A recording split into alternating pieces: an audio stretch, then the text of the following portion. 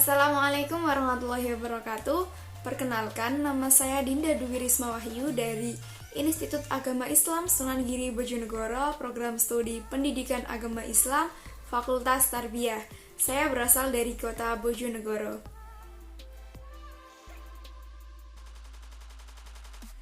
Merdeka Belajar Kampus Merdeka itu adalah kebijakan baru dari Menteri Pendidikan dan Kebudayaan, di mana seperti yang telah Bapak Nadiem Makarim sampaikan bahwa kemerdekaan belajar itu adalah memberikan kebebasan dan otonomi kepada kepada lembaga pendidikan dan mereka dari birokratisasi. Dosen dibebaskan dari birokrasi yang berbelit serta mahasiswa diberikan kebebasan untuk memilih bidang yang mereka sukai.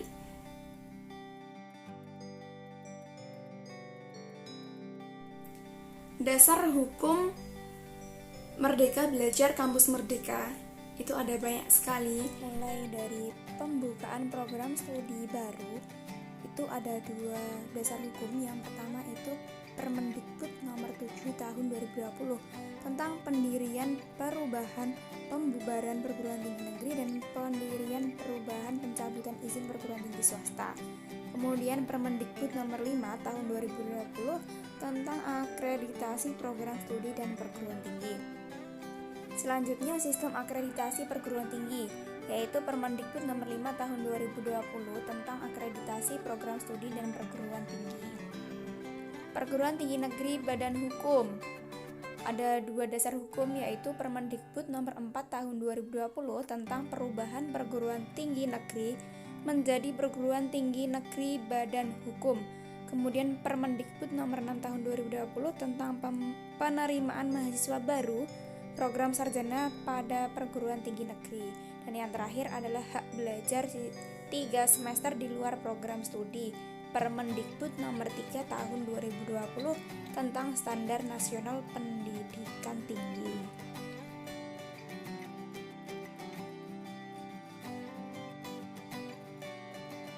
Tujuan dari Merdeka Belajar Kampus Merdeka itu ada dua.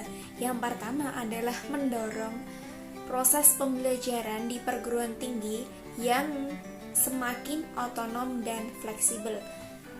Kemudian tujuan selanjutnya itu adalah menciptakan kultur belajar yang inovatif, tidak mengekang, dan sesuai dengan kebutuhan.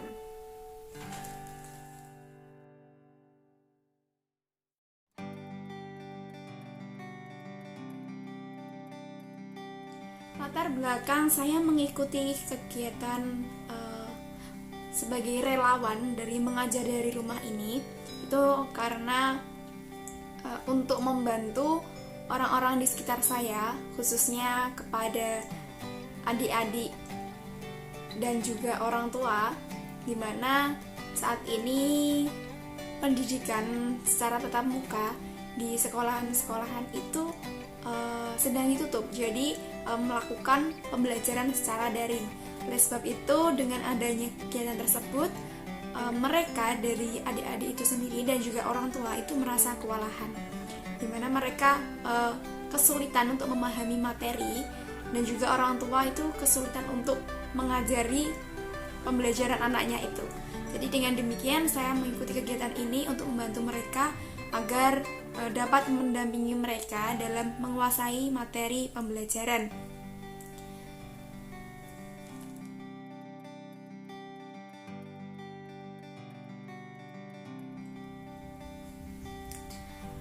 Dalam kegiatan mengajar dari rumah ini, sasaran saya itu adalah dari adik-adik yang sekolah di TK, kemudian SD mulai dari kelas 1 sampai kelas 6 dan SMP. Di sini yang mengikuti kegiatan ini itu dari siswa dari TK itu ada 2 anak. Kemudian dari SD itu ada sekitar, untuk yang kelas 1 ada 3 dan sisanya itu ada 10. Itu dari siswa kelas 2 sampai kelas 6. Kemudian dari siswi SMP itu hanya ada 1. Mayoritas adik-adik yang mengikuti belajar bersama ini dalam program mengajar dari rumah itu adalah mereka yang tidak memiliki HP Android dan kekurangan kuota internet. Selain itu, minoritasnya itu mereka mempunyai kuota dan memiliki HP Android. Namun di sini kita belajar bersama. Jadi meskipun dia memiliki HP Android maupun kuota internet, tapi belum sepenuhnya dia paham tentang materi, dia tetap mengikuti kegiatan ini supaya dia dapat memahami dan mendapat bimbingan dan arahan secara langsung. Gitu. Untuk lingkupnya itu dalam satu RT, jadi hanya di RT saya saja ini, RT 9 RW 3 Desa Cancung, Kecamatan Bubulan, Bojonegoro.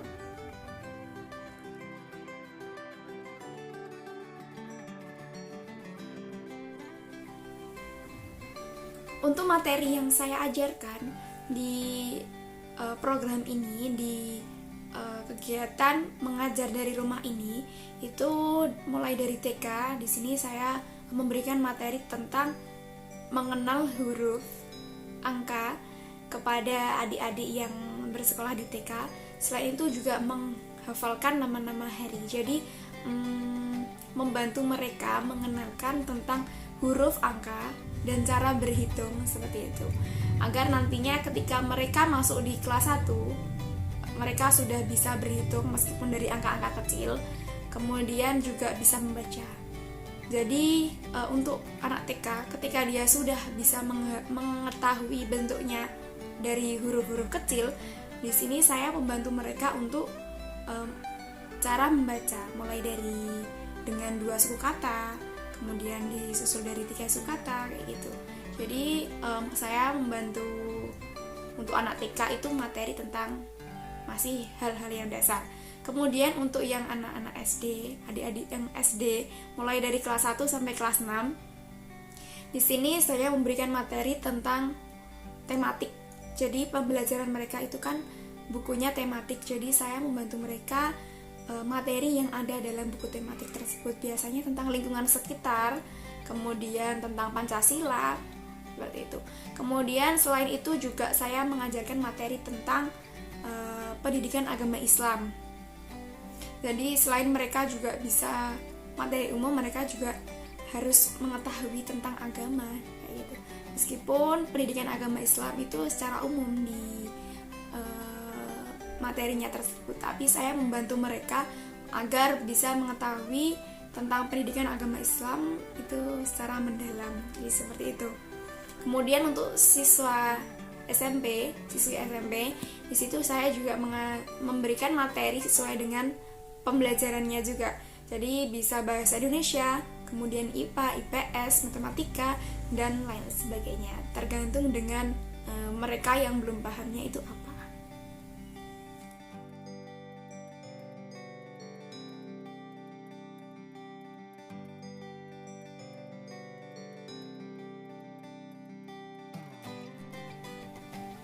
Metode pembelajaran yang saya gunakan dalam kegiatan mengajar dari rumah ini itu menggunakan metode ceramah, kemudian demonstrasi, dan metode pembelajaran diskusi. Jadi saya menggunakan itu. Selain saya hanya berceramah, saya juga melakukan demonstrasi, bisa memperagakan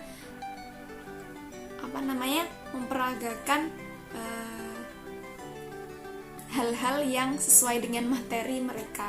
Jadi kalau hanya sekedar ceramah saja mereka pasti bosan, jadi harus diselingi dengan metode-metode lainnya seperti demonstrasi dan juga metode secara diskusi supaya meningkatkan kerukunan dari adik-adik itu.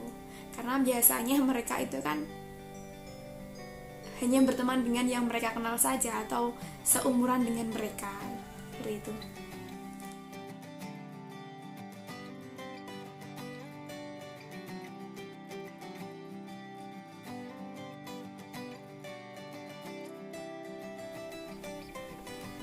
Dalam hal ini dari adik-adik itu ketika sebelum memasuki ruangan pembelajaran mereka pastinya menerapkan protokol kesehatan, mulai dari cuci tangan, kemudian memakai masker dan berjaga jarak. Ketika sebelum pengajaran juga, setelah mereka cuci tangan ketika sebelum masuk dan kemudian berjaga jarak dan memakai masker, setelah itu mereka doa bersama-sama berdoa untuk memulai pembelajaran. Setelah itu, setelah pembelajaran selesai juga dengan hal yang sama, yaitu dengan berdoa. Namun, dengan berdoa. Setelah itu, sebelum mereka pulang, saya selalu memberikan pertanyaan-pertanyaan kecil agar mereka masih tetap mengingat materi yang sudah diajarkan tadi sebelum pulang. Jadi siapa yang bisa menjawab pertanyaan saya baru bisa pulang. Jadi seperti itu.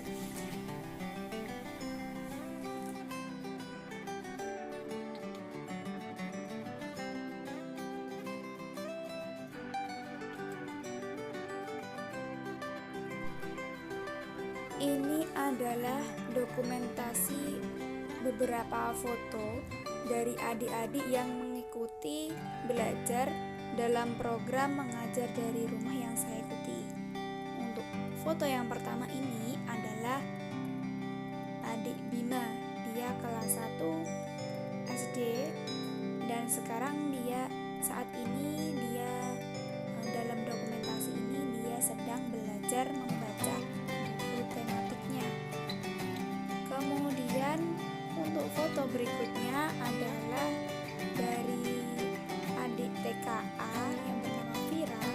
Dia adalah salah satu adik yang paling rutin mengikuti kegiatan belajar ini. Sekarang untuk dalam foto ini maksud saya mengajari dan mendampingi dia dalam belajar berhitung, baik itu berhitung dengan angka-angka bawah seperti 2 tambah 2 maupun angka yang sudah dapat disimpan, misalkan 6 tambah 7, 7 tambah 7, seperti itu. Karena kemampuannya dia itu mampu memahami apa yang saya sampaikan, sehingga untuk mengerjakan soal yang saya sebutkan tadi itu dia sudah mampu.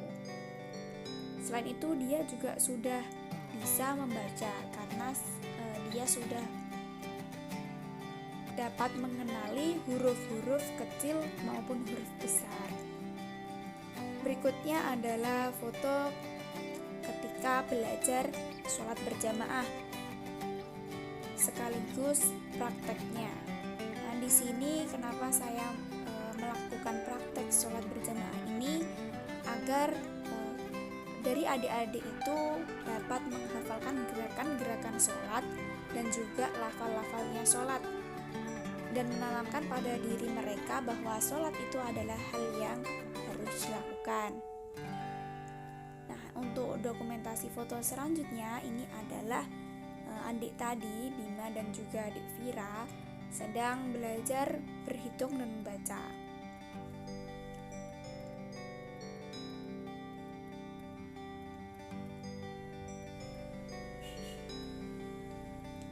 Kemudian selanjutnya adalah dokumentasi dari beberapa kelas, mulai dari TK, kemudian kelas 1, kelas 2, kelas 4, kelas 6, dan juga siswi SMP.